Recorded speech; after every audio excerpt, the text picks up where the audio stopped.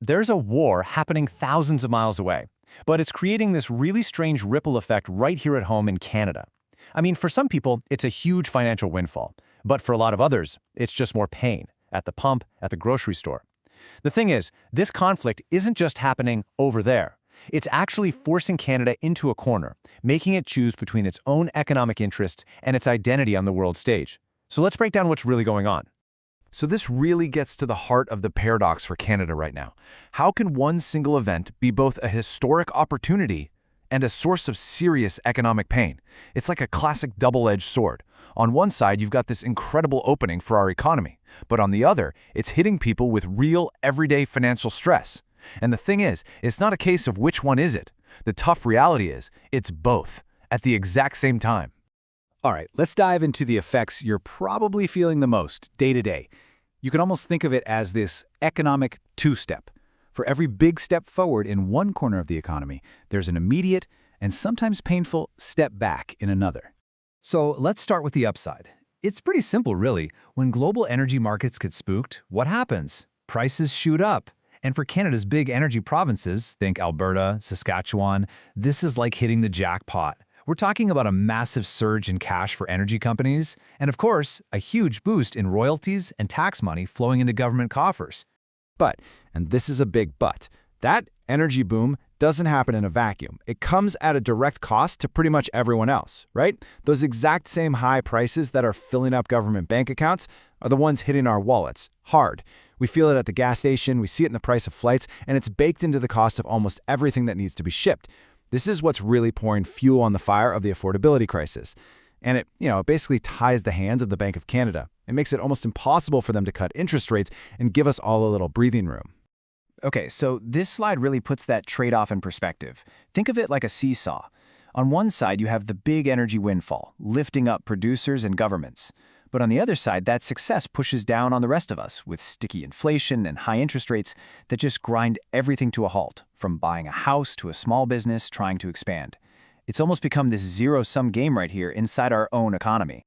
Now, all of this economic pressure we're talking about, it doesn't just stay within our borders. It actually spills out onto the world stage and forces Canada to make a really big decision. A gamble, really. So what do? Do we step up and become that reliable, stable supplier the world is desperately looking for? Or do we kind of hang back and play it safe? And make no mistake, the opportunity here is huge. I mean, with all the instability in the Middle East, you've got countries all over Europe and Asia just scrambling for secure, reliable energy. And suddenly, Canada's reputation as a stable country that plays by the rules, that's more valuable than gold. This whole situation gives a massive boost to the argument for building new LNG export terminals. And it's not just about energy. It also opens up brand new markets for our defense and cybertech companies as our allies look to beef up their own security. Okay, but here's the flip side. Stepping up like that, it puts Canada squarely in the global hot seat. Suddenly, there's pressure from allies to get involved in expensive, complicated military situations.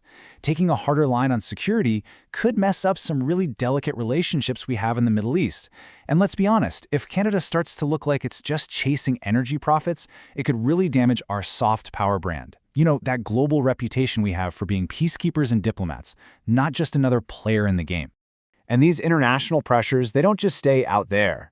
They have a way of boomeranging right back home, creating some serious cracks in our own politics and, frankly, testing the unity of the country. And who's caught right in the middle of all this? The federal government. They're basically forced to walk this incredibly fine tightrope, trying to balance the interests of the entire nation against these really powerful and often completely opposite demands coming from the different regions. And man, does it get tricky. Just look at the political minefields here. That energy boom, it just reignites all the old fights between the West and Ottawa about pipelines. Then you've got the government, torn between a foreign policy that's about our values, like human rights, and one that's about our interests, like selling energy. And no matter what stance they take on the actual conflict, it risks creating deep divisions in communities right here in Canada. To top it all off, you have everyday voters who are just angry about inflation, and guess who they blame? The government. It doesn't matter if the cause is halfway around the world. So when you boil it all down, what are we left with? It's the ultimate balancing act. We've looked at the economic split, the big global gamble, and the political cracks it's creating at home.